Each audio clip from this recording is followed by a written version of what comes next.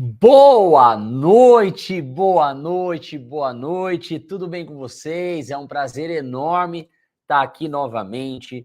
Há algumas semanas aí sem aula às quartas-feiras. E a quarta-feira para mim ela é especial porque a gente faz essas aulas desde antes da pandemia. Desde antes da pandemia a gente está aqui trocando ideia, batendo papo, com muito conteúdo prático para sua advocacia. Principalmente a advocacia previdenciária. É um prazer estar aqui com vocês e poder compartilhar com vocês um pouco que eu sei. Na verdade, assim, tudo que eu sei eu compartilho, mas eu acredito que seja pouco comparado ao que vocês merecem, comparado ao que vocês esperam, né, de um perfil como esse. E é um prazer estar aqui com vocês. Eu estou renovado. Vou dizer para vocês que eu estou muito renovado, porque a gente acabamos de sair de um evento presencial, um evento que foram 250 advogados previdenciaristas lá para dar um abraço na gente.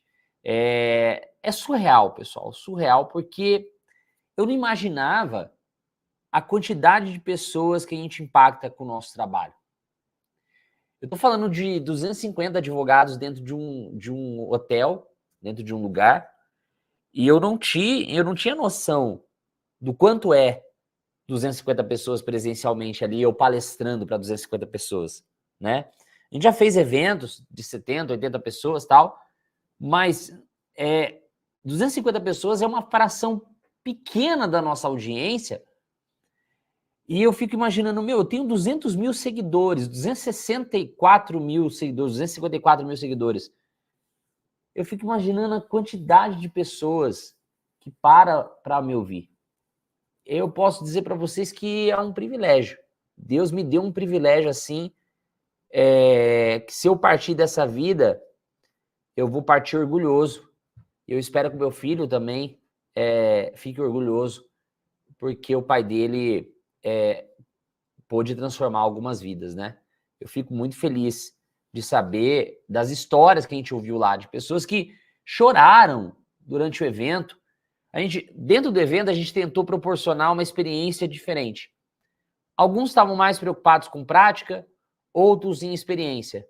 Aqueles que estavam se preocupados com experiência, tiveram uma experiência assim, de redescobrimento.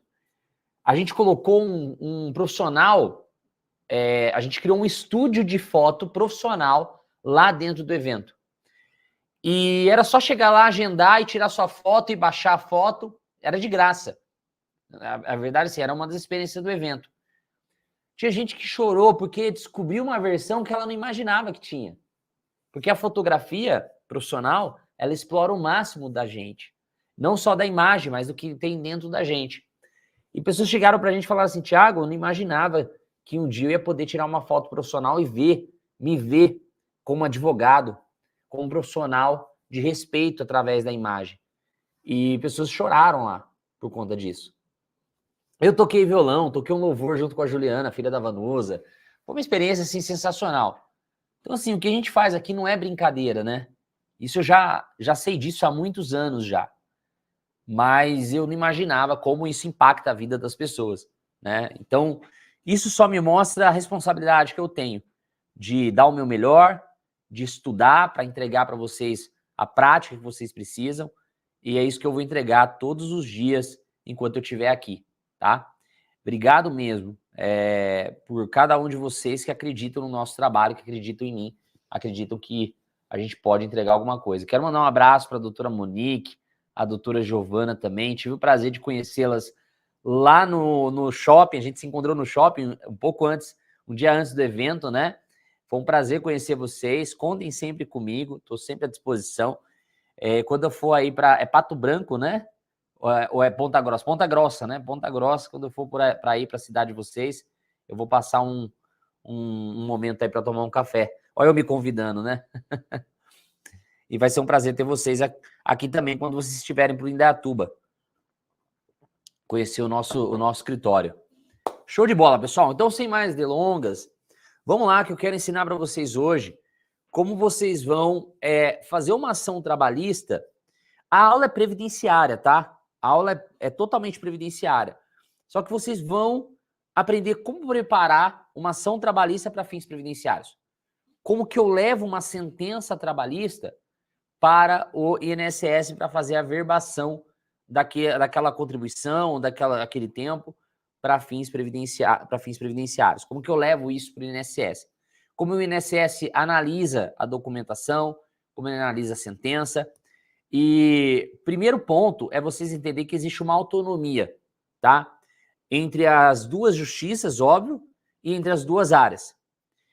Porque é o seguinte, o INSS, ele faz uma análise mais perfecuntória, assim, do processo administrativo com viés previdenciário. A vista do INSS, ela é uma visão previdenciária da relação de emprego. Não é trabalhista. E nós temos um instituto no processo de trabalho que é incompatível com o processo administrativo previdenciário. Enquanto no processo de trabalho a prova testemunhal é mais importante, no processo administrativo a prova documental é mais importante. A exceção é a prova oral, né? E eu vejo muitos advogados que atuam na área previdenciária querendo fazer uma ação trabalhista sem saber como é que faz uma ação trabalhista. E já vi muito advogado trabalhista não prestando atenção no que está fazendo, que pode repercutir na esfera previdenciária do seu cliente. E aí, quando o seu cliente vai aposentar, ele bate lá na sua porta e fala: e aí, doutor, lembra aquela ação trabalhista que a gente fez? Então, a gente fez acordo, né? O INSS não está aceitando.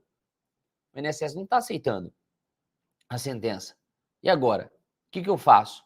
Então, hoje eu vou mostrar para vocês o caminho, passo a passo, de como não cair nessa armadilha na hora de fazer uma reclamação trabalhista para fins previdenciários. Beleza? Vamos lá, então. Vou compartilhar aqui com vocês a tela. Eu tenho que compartilhar essa daqui, né? Vamos lá. Espera aí um pouquinho. Acho que é a janela. É isso aqui, ó, que eu tenho que compartilhar com vocês. Vocês estão conseguindo ver aí, pessoal?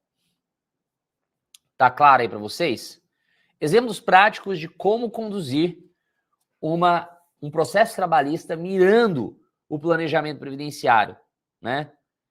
Quem está no Instagram, vai para o YouTube, porque lá vocês vão conseguir ver os slides, tá? Então é só pesquisar @advocacia na prática ou vai lá no YouTube, digita advocacia na prática, vocês vão conseguir ver aqui a tela do meu computador, tá bom? Bom, pessoal, é o seguinte, deixa eu falar para vocês, né, da nossa mentoria ADV Prev. Nós temos uma mentoria completa de prática previdenciária, ensinando 3 pilares para um escritório de advocacia previdenciária, nessa que é a maior oportunidade que a gente está vivendo na área previdenciária na última década. Se você olhar para trás, nunca em 10 anos a gente teve uma área previdenciária tão bem demandada. E mais, tão bem exigente. O INSS vem exigindo do advogado mais expertise, mais estratégia. E isso aqui é uma estratégia que vocês vão aprender hoje, né? De fazer uma ação trabalhista para fins previdenciários. É uma estratégia de planejamento previdenciário para aposentar o nosso cliente. Só que a maior oportunidade que a gente está vivendo, porque os clientes hoje, eles, quando precisam de informação, eles vão no Google. Ou eles estão lá nas redes sociais e, de repente, passa um anúncio, passa um vídeo seu falando de previdenciário, chama a atenção desse cliente. Essa semana, ontem mesmo, a gente começou a anunciar BPC-LOAS para 3 tipos de doença, para 3 tipos de deficiência, tá? Anunciamos BPC-LOAS para monocular, para autista e para fibromialgia. Na verdade, é uma patologia que pode causar uma deficiência. Você pode anunciar para Alzheimer, mal de Parkinson também. E tem muita demanda. Hoje já entrou contato cliente, eu anunciei ontem. Hoje entrou em contato clientes querendo saber. Então é a maior oportunidade que a gente está vivendo e vocês que não estão aproveitando essa oportunidade, precisa começar a enxergar isso. A advocacia previdenciária é aquela advocacia para quem precisa de honorários rápidos, para quem precisa de honorários imediatos, mas também quer criar uma carreira de longo prazo na área. Concordam comigo? Comenta aí no chat. Concordam comigo ou não? Agora, como aproveitar essa oportunidade é o que a gente vai começar a tratar a partir de agora. Como é que eu aproveito essa oportunidade, essa grande oportunidade, a oportunidade da década na área previdenciária? Primeiro, entendendo os serviços previdenciários escaláveis. Eu tenho 3 características em cada dentro da advocacia previdenciária, que é escalabilidade, previsibilidade e delegabilidade, tá? Eu coloquei no Instagram e no Facebook esses anúncios. Então, assim, ó, a sua advocacia ela tem que ser escalável, ela tem que ser previsível e tem que ser delegável, tá? Por quê? Porque escalável, a gente tem que pensar em serviços previdenciários que a gente consegue atender a toque de caixa, tipo assim, Fordismo mesmo, passo a passo. Você define as teses, as controvérsias, e você define ali um fluxo de atendimento, um fluxo de trabalho para poder atingir o resultado final, que é a concessão do benefício do cliente. E aí você pode repetir isso em vários benefícios, em vários tipos de benefício. Aqui a gente define assim, a mentoria DVPrev, que é a minha mentoria completa de prática previdenciária, ela define esses pilares, depois define um fluxo de atendimento e depois define as estratégias de prospecção. Porque eu preciso atender a demanda. Hoje, só hoje, a gente teve mais de 20 e poucos contatos só de BPC LOAS. Só hoje. Como que eu atendo essa demanda grande? Né? Então, você precisa desenhar isso. A gente desenha isso dentro da mentoria, tá? Outro ponto. Cristina Castelo, você é advogada? Comenta aí, por favor. Outro ponto. Tem que ser previsível a advocacia de vocês. Você tem que saber quando é que vai entrar de honorários. Quando é que vai entrar de honorários, tá? E ela tem que ser delegável, ou seja, seja fácil de delegar. Advogado tem uma dificuldade muito grande, né, de delegar a atividade. E a gente precisa aprender a fazer isso. Precisa trabalhar isso, que é o nosso inconsciente de centralizador. Ser centralizador, às vezes, é uma questão de escassez, de não querer perder dinheiro, né? Ou de não querer dividir o protagonismo. Então, precisa trabalhar isso também, tá? Deixa eu dar um recado importante aqui, pessoal. Essa aula, esse canal aqui do YouTube e o meu canal do Instagram, não é para cliente final. Não é para tirar dúvida de qualquer pessoa que não é advogado, que está aqui só, eu quero ver o meu caso, eu tenho uma aposentadoria. Não, não é. O meu perfil é para advogados, estudantes de direito e bacharel. Aqui eu ensino advogados a atuar. Se você não é advogado, estudante, bacharel e nem vai atuar na área previdenciária, nem na esfera administrativa do INSS, você não vai aprender nada aqui. É um problema, porque a gente está tendo muita gente que não é advogado vindo aqui assistir as aulas querendo tirar dúvida. Eu não posso tirar dúvida de graça aqui. A OAB me proíbe isso, né? Então, o que eu posso ajudar é só advogados, estudantes, bacharéis e quem quer atuar na área previdenciária, tá? Vamos lá, então. Exemplos práticos. Primeiro ponto que a gente tem que entender aqui. Quais são os objetivos de uma ação trabalhista, pessoal? Para fins previdenciários. Quais são os objetivos? Primeiro objetivo é o reconhecimento de vínculo para carência e tempo de contribuição. Porque é o seguinte, a gente sabe que a carência, ela mesmo que não tenha sido paga, recolhida a contribuição, o empregador é responsável pelo recolhimento. Sendo responsável pelo recolhimento, basta eu provar o vínculo. Basta eu provar a atividade. E a ação trabalhista serve para isso. Eu não preciso me preocupar, tanto é que a Justiça do Trabalho, ela não tem competência para cobrar contribuições previdenciárias de ofício daquelas decorrentes de vínculo de emprego. A Justiça do Trabalho, com base no artigo 114 da Constituição Federal, tem competência para executar as contribuições de sentenças condenatórias e não declaratórias. Tá? Então é importante vocês saberem disso. Outro ponto. Para que serve uma ação trabalhista? Reconhecimento de verba paga extra folha para aumentar o salário de contribuição. Então, por exemplo, uma comissão por fora, um salário por fora, aumenta o salário de contribuição, por óbvio, vai aumentar o valor da aposentadoria. Outra coisa, reconhecimento de ambiente insalubre ou perigoso também. Que às vezes o seu cliente ali não tinha o pagamento, aí a sentença trabalhista, ela produz ali um efeito, se ela for calcada, for fundamentada com laudo pericial, melhor ainda. Pronto, está aprovada a atividade especial. E aí eu levo isso até o INSS. Serve também para reconhecimento de verba salarial não paga em contrato e que vai aumentar o salário de contribuição. Então, por exemplo, horas extras, eu entrei com a ação pedindo pagamento de horas extras. Vai aumentar a base de cálculo do salário de contribuição. Por óbvio, vai aumentar o valor da aposentadoria do meu cliente. Serve também para fornecimento e retificação do PPP. Serve uma ação trabalhista para fornecimento do PPP. Eu já entrei com a ação pedindo só o PPP. Eu tenho esse modelo lá na área do aluno da mentoria DVPrev. E aí a gente leva o PPP no INSS para poder comprovar a atividade especial, tá? Segundo ponto, a ação trabalhista ela prescreve para fins previdenciários? Não, não prescreve. Está lá no artigo 11, parágrafo 1º da CLT, que vai dizer que para fins de anotação perante a Previdência, não há prescrição bienal ou quinquenal na Justiça do Trabalho. Então eu peguei um caso de um vínculo de 86 a 87, a gente entrou com a ação e conseguimos o reconhecimento desse vínculo, que vocês vão ver hoje, tá?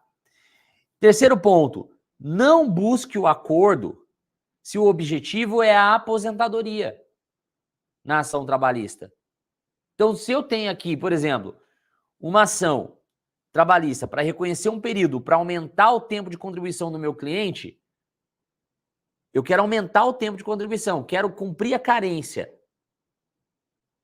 e eu quero levar isso para o INSS, eu não vou fazer acordo. Porque eu preciso produzir prova e prova documental dessa atividade, desse período. Serve também, por exemplo, para dar baixa numa carteira de trabalho, que está com a data fim aberta lá no INSS. Eu posso entrar com uma ação, fazendo prova de que havia aquele trabalho e dar a baixa na carteira. Muito embora a baixa na carteira é posterior, né, ao vínculo, que não sendo contemporâneo, a INSS não aceita. Isso está sumulado por tema da TNU. Tá? Então, a anotação de carteira espontânea pelo empregador posteriormente ao vínculo não cabe, o INSS não vai reconhecer, a não ser que você tenha prova, início de prova material daquele vínculo. Tá bom? Beleza? E outra coisa, produza o máximo de prova documental possível nessas ações que visa aí o reconhecimento de vínculo ou salário de contribuição para fins previdenciários. Tá bom? Beleza? Mas se houve o acordo trabalhista, o que acontece com o reconhecimento do INSS? Eu vou explicar isso. Inclusive, nós tivemos um tema, o tema 1188 do STJ, julgado agora recentemente, que fala exatamente disso. Tá bom? Beleza, então, vamos lá. Ó. O que o INSS espera numa reclamação trabalhista? Tá? A própria IN 128, lá no seu artigo 172 e seguintes, até o 176 ou 175, não lembro agora, ele vai trazer para mim lá como o INSS ele vai receber a reclamação trabalhista para fins de anotação perante o INSS. Mas vocês sabiam, por exemplo, que você consegue reconhecer um vínculo até mesmo na esfera administrativa? Se você juntar a prova documental de que havia esse vínculo, você pode tentar. Eu não recomendo muito, mas porque a análise lá ela é muito superficial. Por isso que eu levo para a Justiça do Trabalho. Mas é possível. É possível dar baixa numa carteira no requerimento administrativo sem precisar da ação trabalhista. Sem precisar de uma ação trabalhista. Tá? Então, como que o INSS ele espera uma reclamação trabalhista? Olha o que diz o artigo 172. A reclamatória... Isso é da IN 128, tá? Então, deixa eu pôr aqui, ó. IN 128, artigo 172. A reclamatória trabalhista transitada em julgada, ou seja, eu só consigo levar alguma coisa da Justiça do Trabalho para o INSS depois de transitado julgado, tá? E ela restringe-se à garantia dos direitos trabalhistas e, por si só, não produz efeitos para fins previdenciários. Lembra que eu falei lá no começo? Existe uma autonomia de efeitos aqui, sendo que para a contagem do tempo de contribuição e o reconhecimento de direitos para fins previstos no regime geral, considerando o disposto na seção 17 deste capítulo, a análise do processo pelo INSS deverá observar o quê? Então, sendo que para a contagem do tempo de contribuição e o reconhecimento de direitos para fins previstos para previdenciários, tem que observar, primeiro, existência de início de prova material, observado o disposto no artigo 571 da IN 128. Vamos pegar a IN 128 aqui, Vamos ver o que diz o artigo 571. Vamos abrir ela aqui para a gente ver. Olha só, artigo 571. O início de prova material para fins de atualização do CNIS deve ser contemporâneo aos fatos alegados, observadas as seguintes disposições.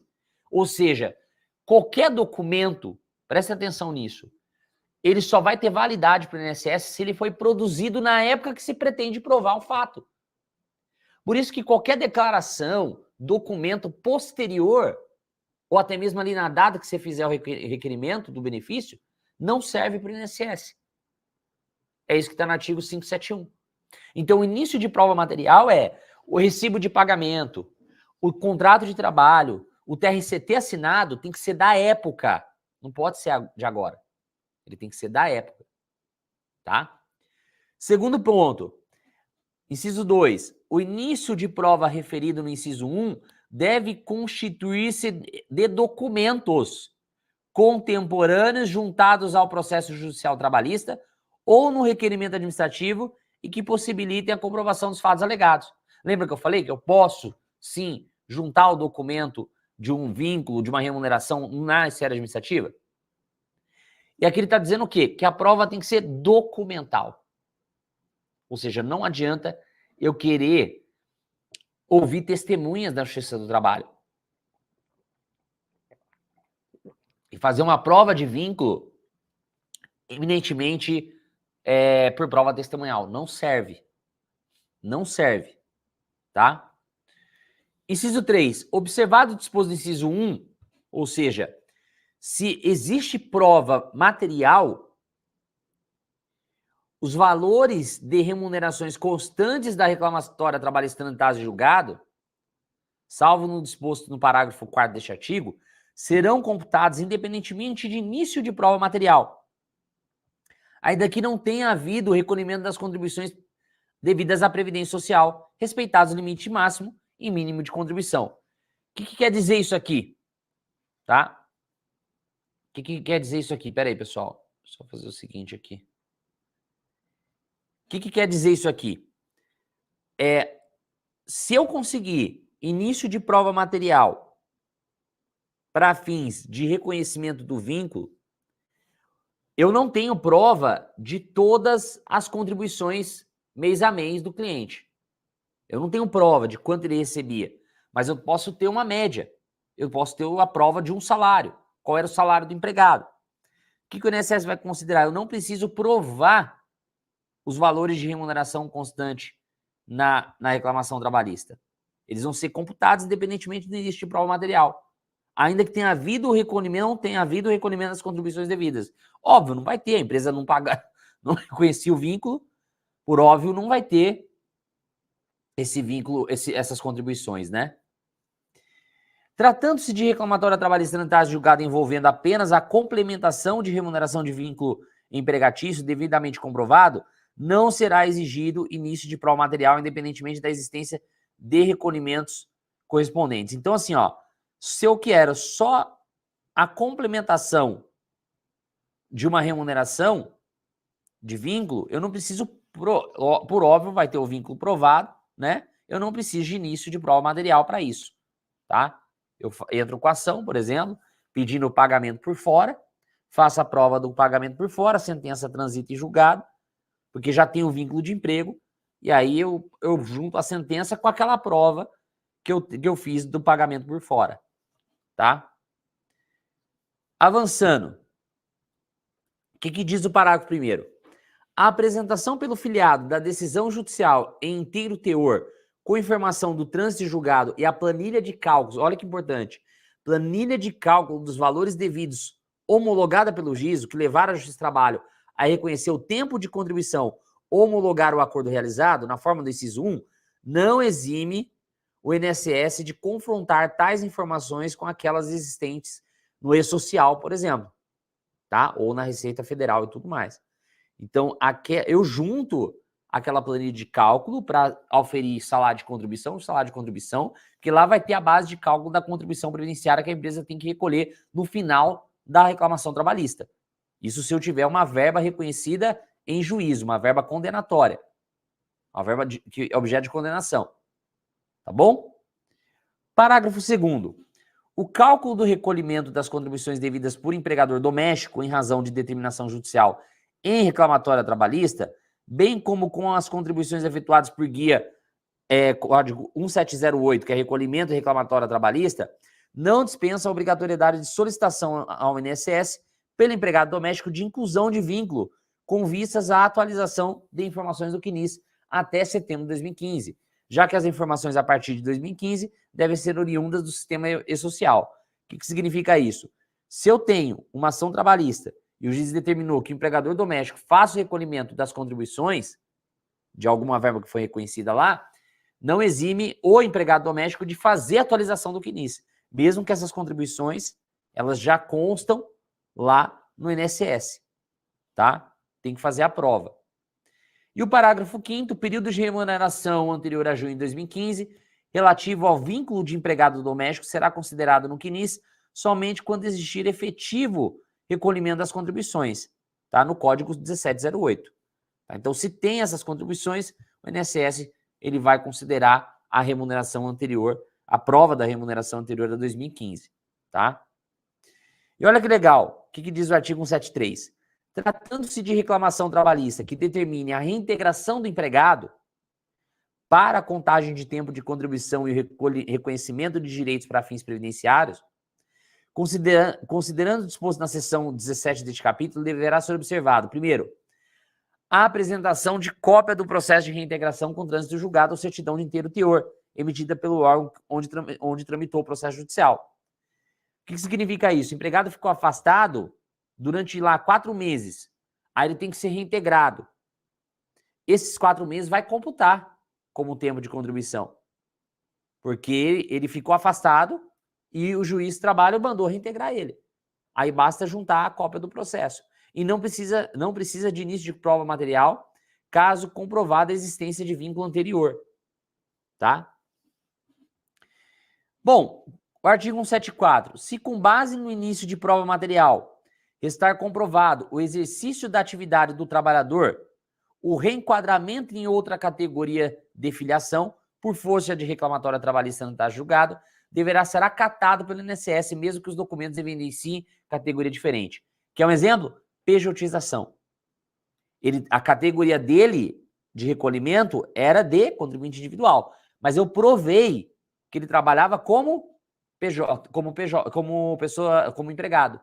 Então há uma nulidade da atividade como PJ e a sentença trabalhista que faz esse reconhecimento dessa atividade como empregado, ela por si só serve para você levar para o INSS e falar, ó, ele não era PJ, ele não era contribuinte individual, ele era empregado, eu tenho sentença trabalhista que reconhece isso aqui. Beleza?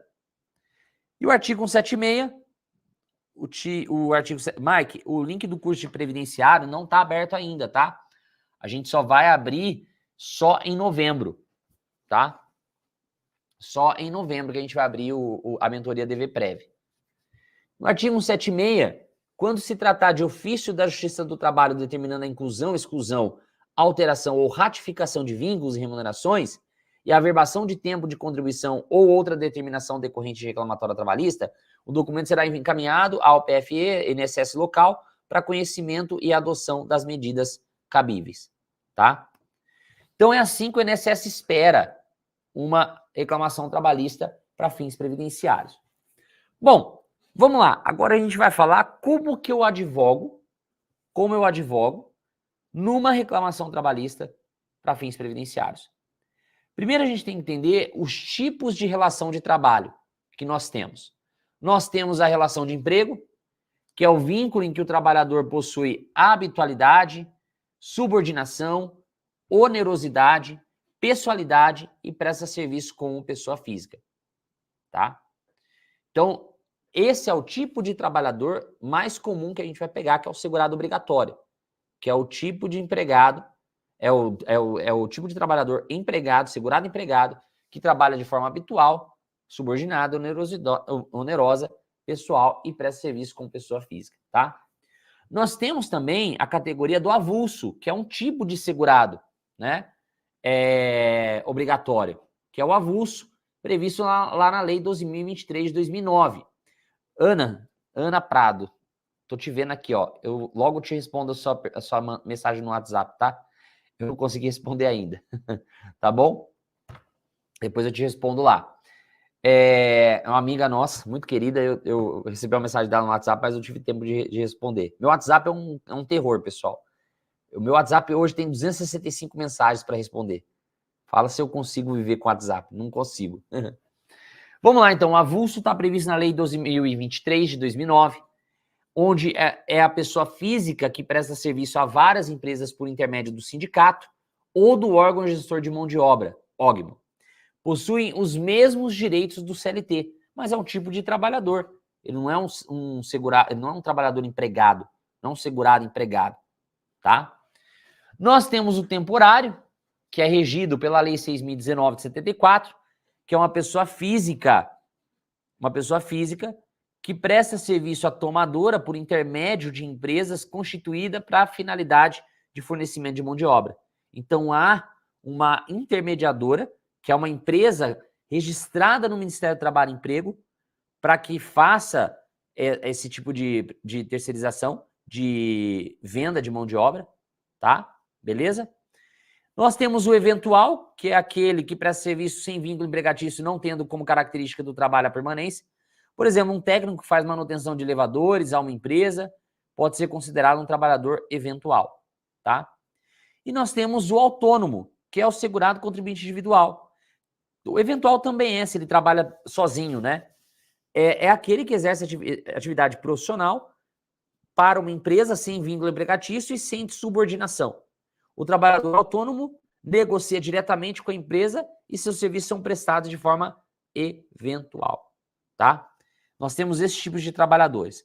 Também temos ali, ó, o estagiário, temos o menor aprendiz, né? Que é um tipo de relacionamento. Então, independentemente da modalidade de relação trabalhista, se presentes os requisitos o vínculo, cabe reconhecimento do vínculo laboral nos termos do artigo 2º e 3º da CLT. O que quer dizer isso? Vamos pegar um cliente nosso que trabalhou como estagiário, de acordo com a Lei 11.788. Só que ele, como estagiário, ele não tinha uma ligação, não havia um convênio entre a instituição de ensino e a fornecedora da bolsa de estágio.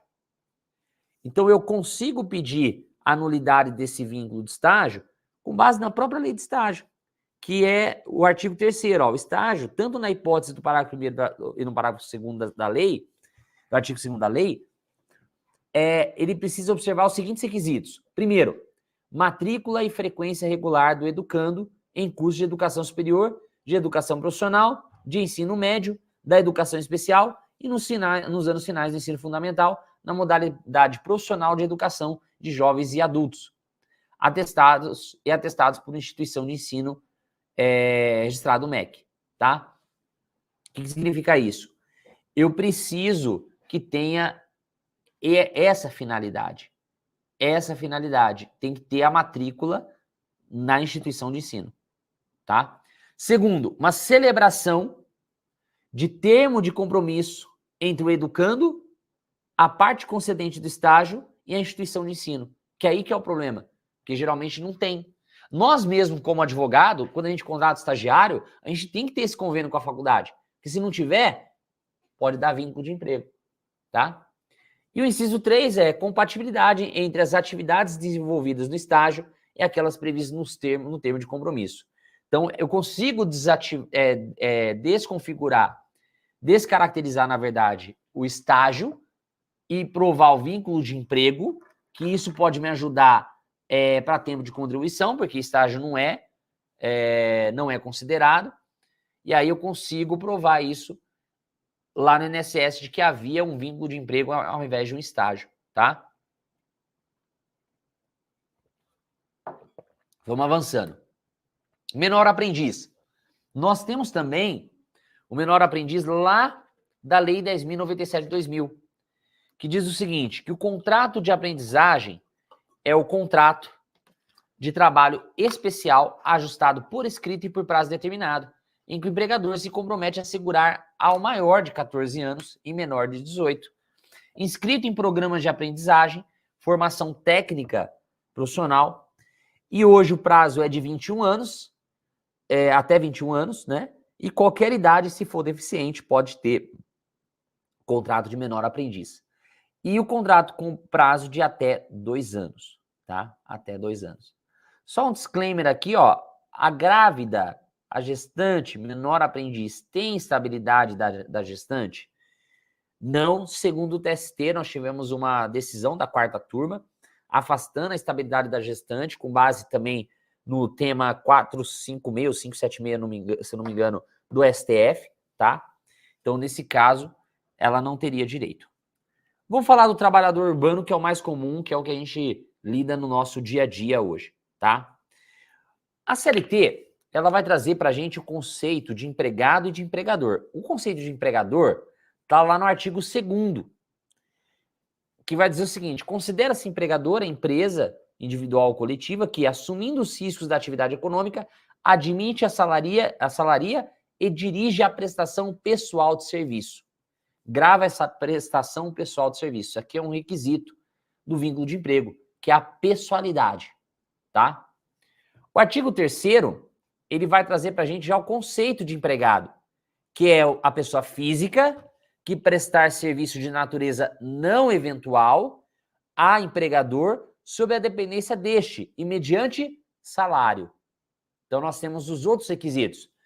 Trabalho prestado por pessoa física, não eventual, sob a dependência deste, ou seja, subordinação, e mediante salário, onerosidade, tá? Se você olhar lá no artigo 11, inciso 1 da Lei 8.213, que é a lei de benefícios, ele vai trazer um conceito parecido de empregado, que é segurado obrigatório da Previdência Social as seguintes pessoas físicas, como empregado, aquele que presta serviço de natureza urbana ou rural à empresa, em caráter não eventual, sob a sua subordinação e mediante remuneração, inclusive como diretor empregado. Então, aqui ele traz um conceito de empregado parecido com o que está lá na CLT, tá? Então, quando a gente for pensar em vínculo de emprego, numa ação de reconhecimento de vínculo, para ter esse tempo reconhecido pelo INSS, eu preciso provar esses 5 requisitos. Esses 5 requisitos. O que é o requisito da pessoa física? Não existe vínculo sendo empregado uma pessoa jurídica. Pode haver vínculo entre pessoas físicas, mas não existe vínculo entre pessoa jurídica com pessoa jurídica. Isso é o famoso PJ. Beleza? Vamos lá. Pessoalidade. A pessoalidade significa que o contrato de trabalho ele possui o título de intuito personae, que será realizado por uma única pessoa. Por uma única pessoa. Sendo o empregado insubstituível por outro. Então, quando eu tiver que provar o vínculo de emprego, eu tenho que provar. Uma das perguntas que eu faço é: o reclamante mandou alguma pessoa no lugar dele em algum momento do contrato? Tá? Terceiro requisito, onerosidade. Significa que todo contrato de trabalho deverá ser de cunho oneroso. Porque se não for, é voluntariado. Tá? O empregado ficará obrigado a prestar serviço ao empregador, sendo que por essa prestação de serviço será remunerado. Tá? Não tem vínculo de emprego PJ-PJ, Simara. Não existe. Nós temos a não eventualidade, que é conhecido como continuidade. Não eventualidade significa que o trabalho será prestado de forma habitual. no qual o empregado prestará o seu serviço de forma contínua, mesmo que intermitente. E nós temos a subordinação, que ela é caracterizada pelas ordens que o empregador dirigiu ao empregado, para que ele cumpra as ordens a ele dadas. Esse é o conceito de subordinação. Nós temos algumas espécies de subordinação que vão te ajudar, são alguns elementos que vão te ajudar a provar esse vínculo de emprego, tá? A provar esse vínculo de emprego.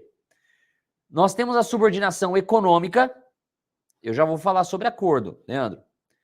Nós temos a subordinação econômica, e essa espécie de subordinação traz consigo a ideia de que o empregador é a única fonte de sobrevivência do empregado, sendo este dependente financeiramente do empregador, tá?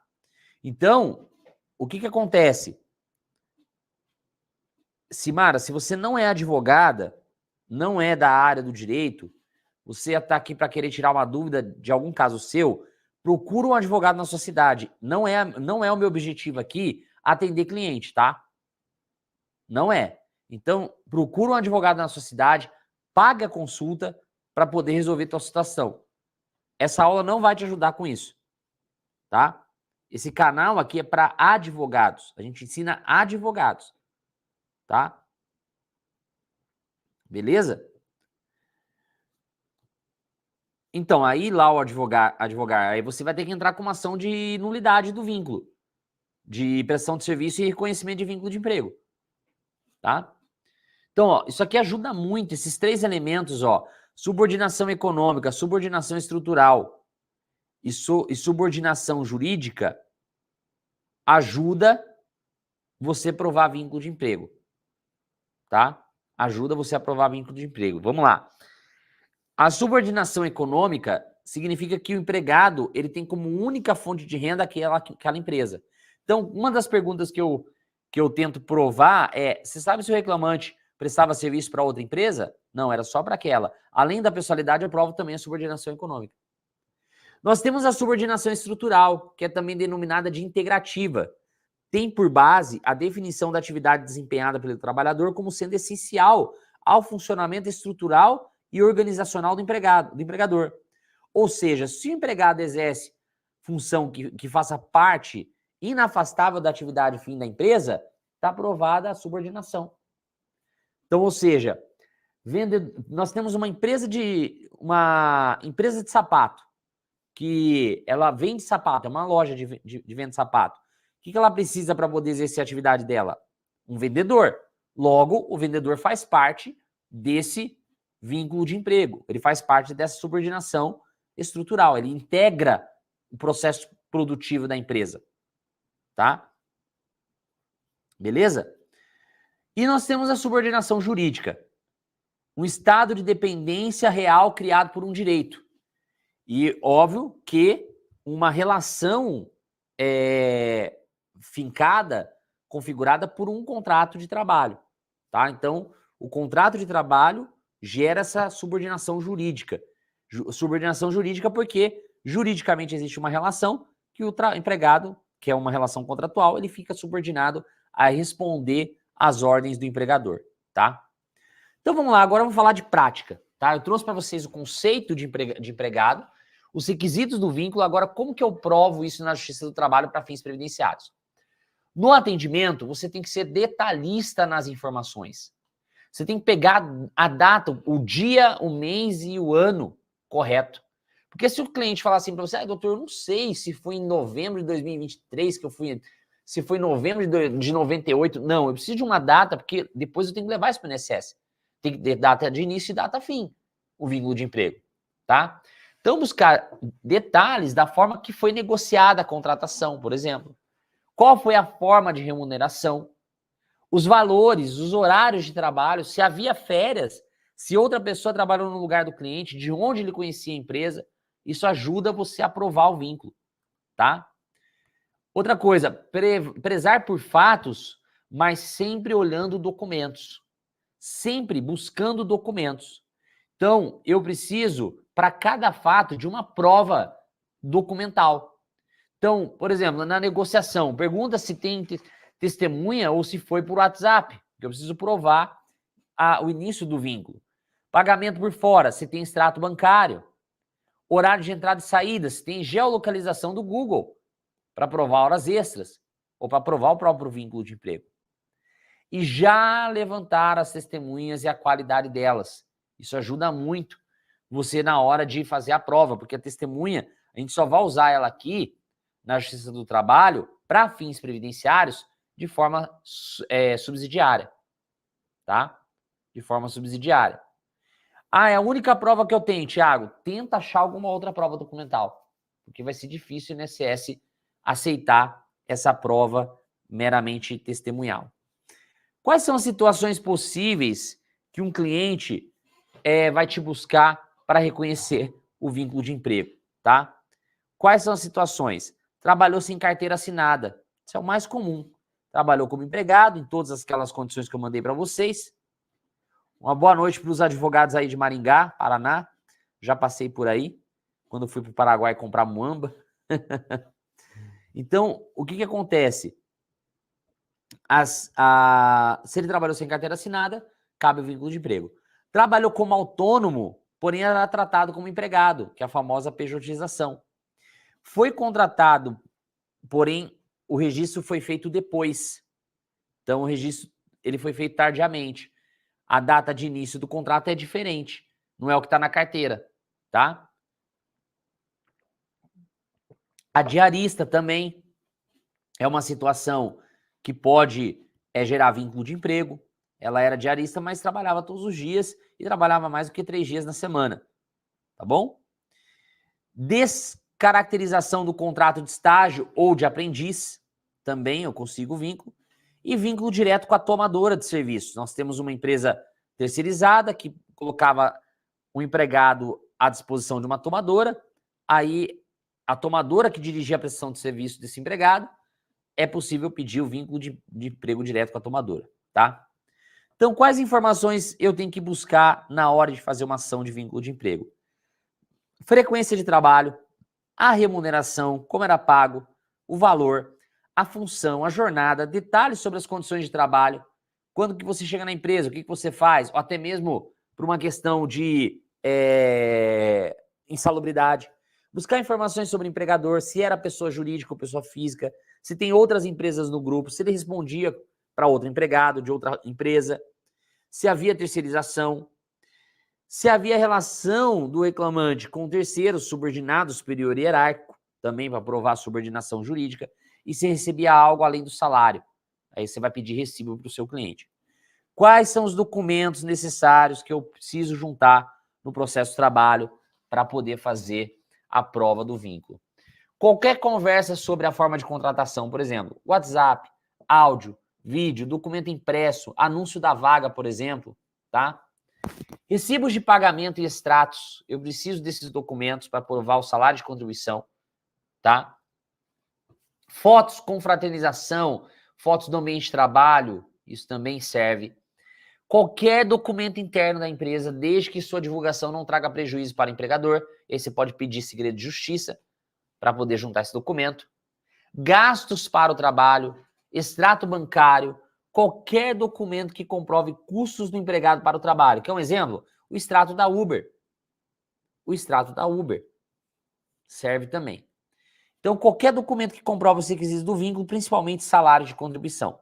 Tá? Data de início, data de fim do vínculo e o salário de contribuição.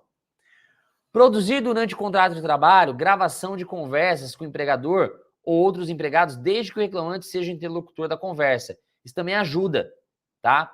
Mas mais para fins trabalhistas do que previdenciário.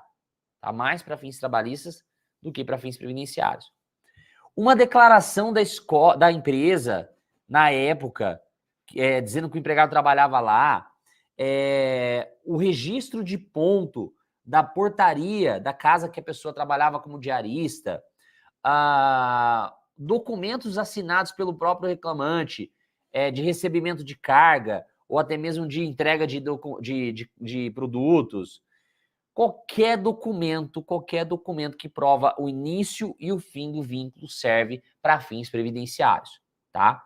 Beleza? Bom, pesquisas preliminares. O que eu pesquiso primeiro antes de entrar com uma ação para fins previdenciários? Primeiro, eu pesquiso processos contra a mesma empresa.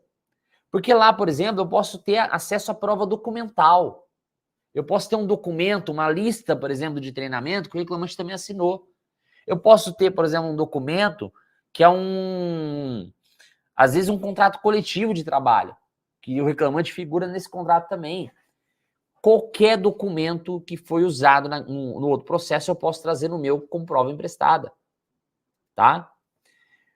Outra coisa, prova oral. Eu posso usar a ata de audiência do que foi falado na ata de audiência lá para usar no meu processo também. Tá? Eu posso verificar as testemunhas que a empresa leva no processo para poder levar as minhas e fazer o contraponto.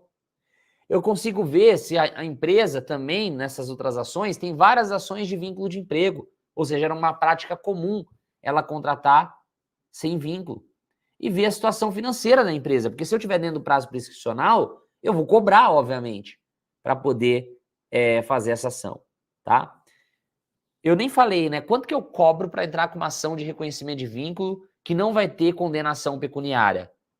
Se for para fazer um planejamento previdenciário e eu for fazer a aposentadoria do meu cliente, eu cobro um salário mínimo. Agora, se ele não vai fazer a aposentadoria comigo, ele só quer ação trabalhista e não tem valor pecuniário, aí eu cobro R$3.000, R$3.000, R$3.500 para fazer. Tá? Agora, se ele vai fazer a aposentadoria comigo, eu cobro um salário mínimo e só peço para ele me pagar depois que eu consigo o benefício para ele. Tá? Vamos lá. Pesquisa da jurisprudência, né? Nós temos aqui um caso de terceirização ilícita, comprovação dos requisitos da relação de emprego para a tomadora. Nós temos também a questão da subordinação ao algoritmo, ação trabalhista contra a Uber, contra a Cabify, contra a 99. Então é jurisprudência que serve aí também, tá? E aqui eu vou deixar para vocês no chat uma decisão para vocês verem depois da Cabify, que foi cassada pelo STF, tá? Outra coisa que eu pesquiso é convenção coletiva. Prever regras de entrega da CTPS ou prazo para contratação, cláusulas sobre a forma da prestação de serviço para funções específicas, como a necessidade de apresentação do registro para ingressar em uma determinada empresa. Multa normativa, para aumentar o valor dos meus honorários na convenção coletiva, às vezes prevê que caso a empresa, por exemplo, não forneceu o TRCT no prazo, tem uma multa lá, né, do 477, tem uma multa na convenção coletiva, tá? E eu uso muito a convenção coletiva para fazer enquadramento, que pode me ajudar, inclusive, fazer enquadramento correto para fins de aposentadoria especial anterior a 95, tá? Anterior a 95, antes da Lei 9.032, que passa a exigir a exposição, a prova da exposição ao agente nocivo, tá? Beleza? Bom, reconhecimento de pagamento extrafolha, que é outra situação que vocês podem pegar, que é uma ação trabalhista para aumentar o salário de contribuição do meu cliente, tá? No atendimento ao cliente, entenda o objetivo da verba. Se ela era salarial, vai ser considerada salário de contribuição.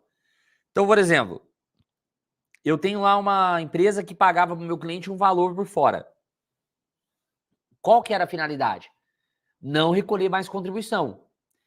Ou seja, o salário de contribuição dele não é o real que era pago pela empresa.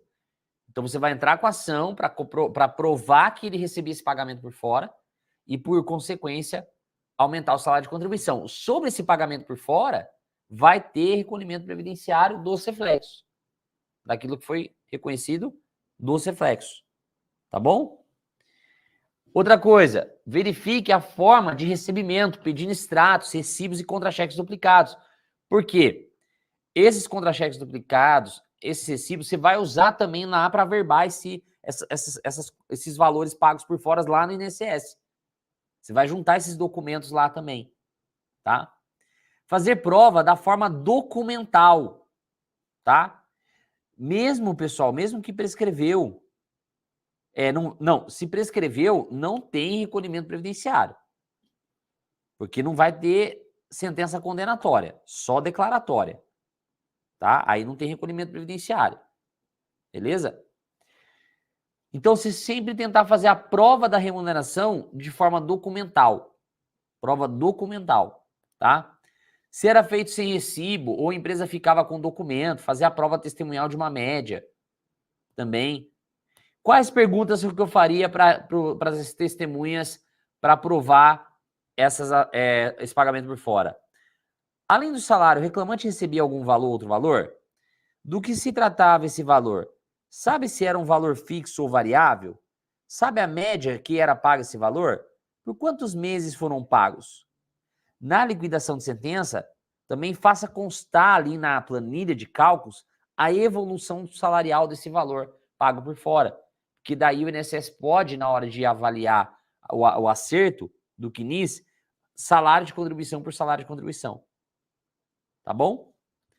Em caso de acordo, como eu falei, não deixe de declarar a natureza da verba como indenizatória, tá? Porque o que acontece?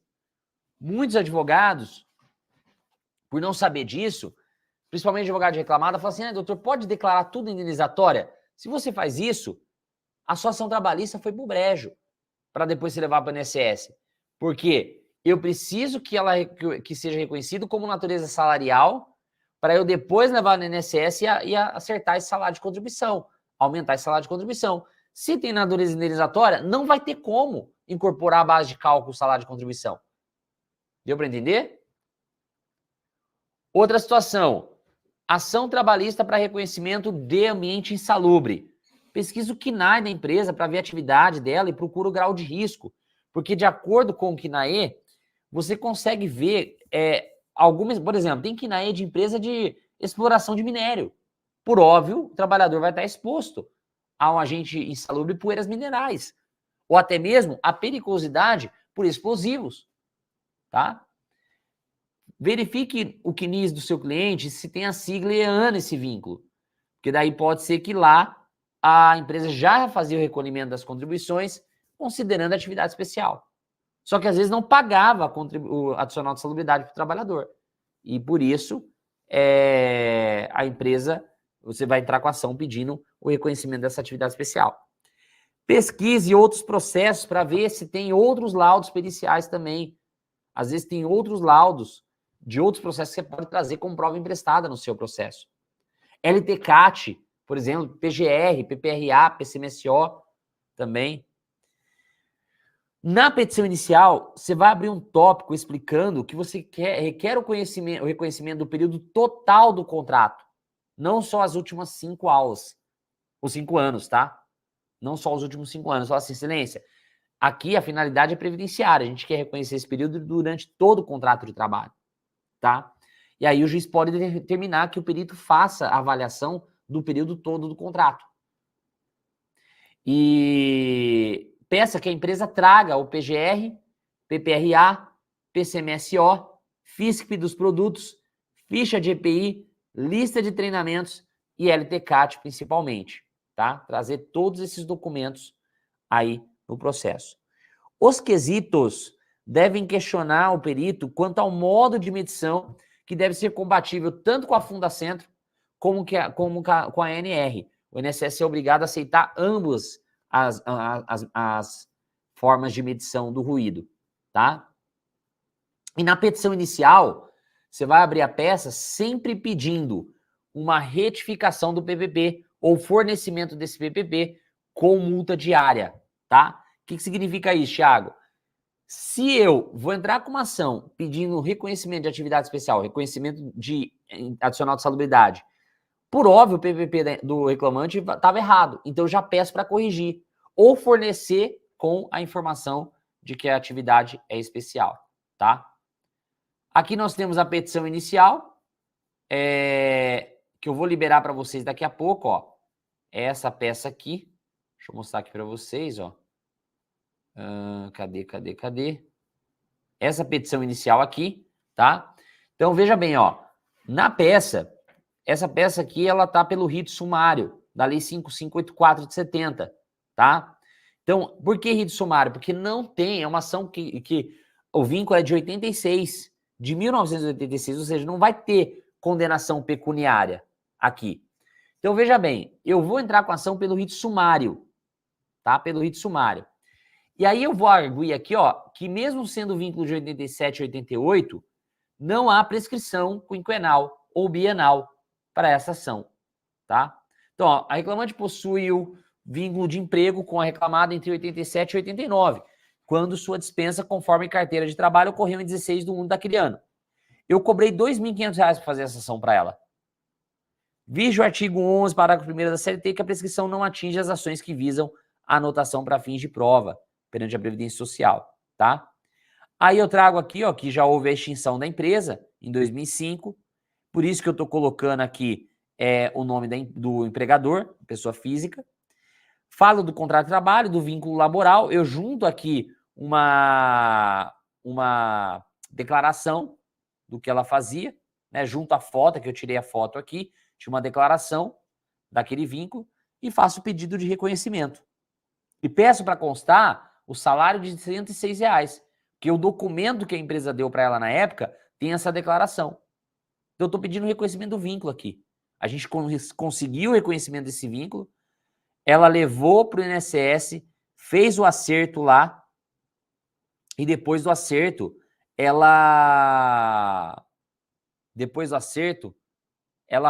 a gente pediu a CTC, e com a CTC a gente conseguiu a aposentadoria dela, tá? Como professora. Agora vamos falar de alguns temas da TNU e do STJ em matéria trabalhista.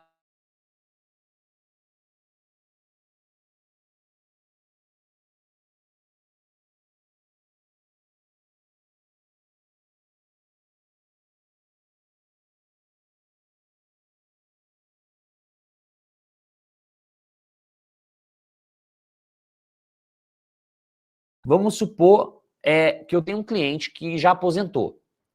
E aí ele chega para mim e fala assim, doutor, tem uma empresa que eu trabalhei e eu recebia salário por fora. Só que o INSS não está considerando esse valor. Travou, pessoal? Travou? Aqui está normal para mim. Travou aí? Comenta aí no chat para mim. Travou. Deixa eu ver aqui em outra...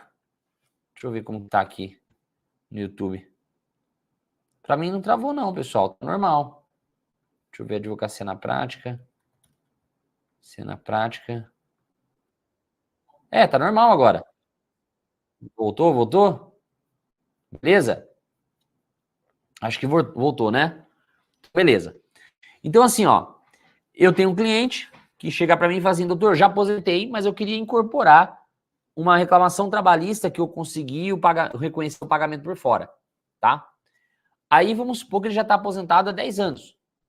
Há 10 anos. O que diz essa tese? Ó? Na pretensão ao recebimento de diferenças decorrentes de revisão de renda mensal inicial em virtude de verbas salariais reconhecidas em reclamação trabalhista, a prescrição quinquenal deve ser contada retroativamente da data do ajuizamento da ação previdenciária, não fluindo no período de tramitação da ação trabalhista, enquanto não definitivamente reconhecido o direito e não homologados os cálculos de liquidação. Ou seja, eu preciso primeiro ter a ação trabalhista e eu só vou poder cobrar os últimos 5 anos da data do ajuizamento da ação previdenciária que visa a revisão do benefício.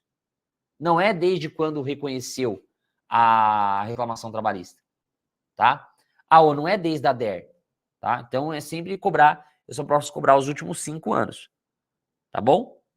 Beleza? Vinícius, essa aula não vai ficar disponível no YouTube, ela vai acabar assim que acabar, a gente tira ela do ar. E nós tivemos agora o tema repetitivo da 1188 do STJ, onde ficou firmada a seguinte tese. A sentença trabalhista homologatória de acordo, assim como a anotação da carteira de trabalho e demais documentos dela decorrentes, ou seja, tive um acordo trabalhista, reconheceu o vínculo e anotou a carteira agora, mas é um vínculo lá de trás. O INSS só vai considerar como início de prova material válida quando houver nos autos trabalhistas, elementos probatórios contemporâneos que comprovem os fatos alegados e sejam aptos a demonstrar o tempo de serviço no período que se pretende reconhecer na ação previdenciária, exceto na hipótese de caso fortuito ou força maior. Vamos lá. Se eu entrei com uma ação trabalhista para fins previdenciários, eu tenho que ter a prova documental, mesmo que eu faça o acordo. O acordo por si só não serve para nada no INSS. Ah, eu fiz o acordo, Thiago, mas eu tenho recibo de pagamento, eu tenho contrato de trabalho, um contrato que foi feito ali, eu tenho vários documentos aqui que dão indício de que havia um vínculo. E aí é feito o acordo. O acordo tem que ser com reconhecimento do vínculo e as verbas de natureza salarial, tá? Agora, por exemplo, minha cliente perdeu a carteira de trabalho, perdeu documentos que comprovavam um vínculo, houve um furto, uma enchente, ou teve um alagamento, perdeu a casa, uma demolição, aí faz a prova, junta a sentença trabalhista, homologatória de acordo, e fala, ó, houve caso fortuito ou força maior aqui, eu não consegui trazer mais elementos, mais documentos, tá? Bom, pessoal, como que a gente faz agora? Então, vamos lá. Eu tenho uma sentença trabalhista. Eu consegui uma sentença, beleza? E aí, dessa sentença, agora eu vou levar ela para o INSS. Como é que eu faço isso na prática? Como é que eu faço esse acerto, essa verbação na prática, tá? Primeiro ponto, eu tenho que pensar que eu tenho duas formas de fazer esse acerto. Eu faço ele à parte, eu faço ele por meio de RAC, requerimento de atualização do CNIS, ou eu posso fazer ele no próprio requerimento do benefício. Então, na hora de requerer o benefício, eu posso requerer a averbação daquela sentença trabalhista, tá? Eu tenho essas duas oportunidades. Se eu for fazer por meio de RAC, eu vou pegar o anexo, esse anexo aqui, ó, anexo 1B 2.2, tá? Então, eu vou pegar esse anexo aqui, ó, anexo 1B 2.2. Então, eu vou baixar ele aqui pra gente, ó. Vou abrir ele aqui pra gente. Por que esse anexo e não o anexo 1, tá? Porque é o seguinte, Matheus Oliveira, não, vai estar na mentoria DV Prévia essa aula, porque essa aula é de previdenciário, tá? Não vai estar no carreira trabalhista. Por que eu vou pegar esse anexo aqui, pessoal? Porque ele é só de vínculos e remunerações. Então, eu vou pegar esse anexo, esse requerimento aqui, e vou colocar, ó, tipo de segurado, empregado, nome e razão do empregador, coloco aqui. Tipo de contrato de trabalho, era um contrato por prazo indeterminado, vou colocar aqui. Regime jurídico, era CLT, era regime geral, era de natureza urbana. Vou colocar o CBO que ficou reconhecido lá. E aí aqui eu vou colocar, ó, a competência mês e ano, a competência e remuneração que eu consegui provar, tá? Isso é para incluir vínculo e remuneração. Aí eu quero alterar vínculo de emprego, conseguir reconhecer um período que a empresa não registrou, que foi os primeiros 3 meses. Aí eu altero por aqui, tá? Aí eu quero alterar a remuneração do vínculo, conseguir reconhecer eu reconheci ali o pagamento por fora. Aí eu venho aqui nesse quadro 2.2.3. Coloco aqui o valor da remuneração, tá? De tanto para tanto. Beleza? Show? E comprovar vínculo extemporâneo. Conseguir dar baixa numa carteira, conseguir provar ali numa reclamação trabalhista o fim do vínculo, aí eu coloco aqui também nesse ponto, tá? Ou quero excluir o vínculo, eu pedi uma nulidade de um vínculo de emprego, onde eu coloco aqui, excluir esse vínculo aqui. Beleza? Feito isso, o que vocês vão fazer? Depois de preencher esse documento, vocês vão ligar no 135 ou no 0800 135 0135, vão falar assim para o servidor, para o atendente lá, que nem é servidor, é o telemarketing, né?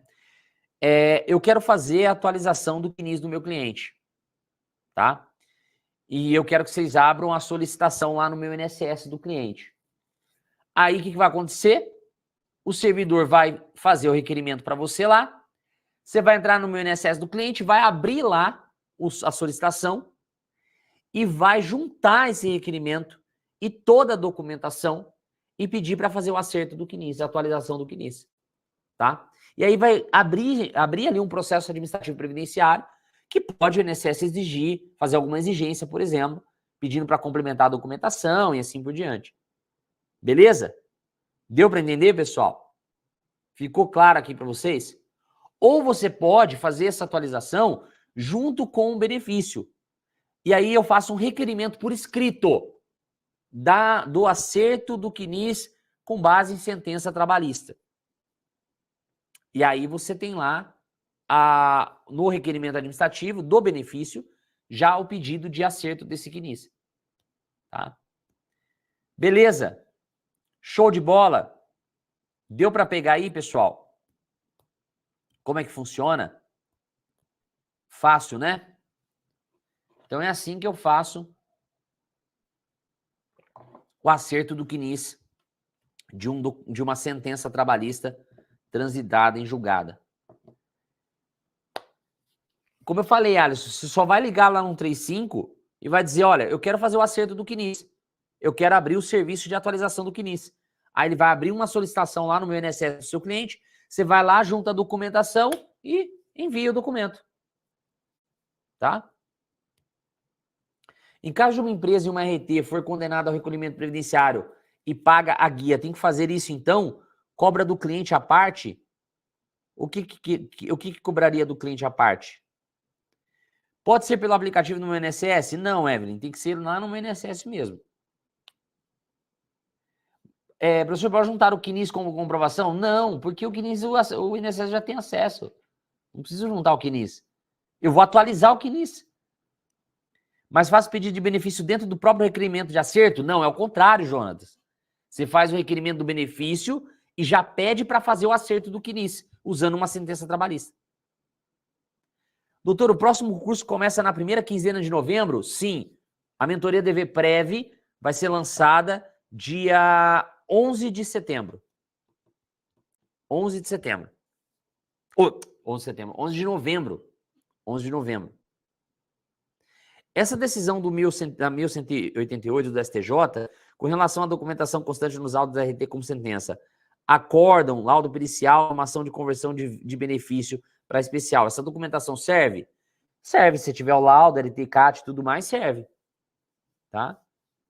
Professor, e quando as empresas não fornecem o PPP, também é feito pedido através de RT? Sim, Elisane. Lá na mentoria a gente tem o modelo de petição, tá? Show? Se um cliente tiver com o contrato aberto até os dias de hoje, porém ficou sem registro de 92 a 2001, como agir nesse caso? Entrar com a ação trabalhista fazendo essa prova. Tá? Fazendo a prova. Vai ser liberada a peça. Vamos lá, deixa eu liberar a peça para vocês. Bem lembrado, ó. Ó, colocando aqui no chat agora para vocês a petição, tá? Para vocês baixarem. Tá aqui no chat do YouTube. Você vai ter que abrir o chat aí para você poder acessar esse documento, tá? Beleza? Pessoal, gratidão a todos por estarem aqui comigo até agora. Foi um prazer. Amanhã a gente tem bastante conteúdo para compartilhar com vocês lá no meu Instagram. Se inscreva no canal, isso é importante para mim. Se você ainda não está inscrito, se inscreva assim que acabar essa aula, tá? Baixe o documento e aplique na sua advocacia, que eu tenho certeza que vai dar resultado, tá bom? Um forte abraço para todos e a gente se vê na próxima aula semana que vem, quarta-feira. Tchau, fui!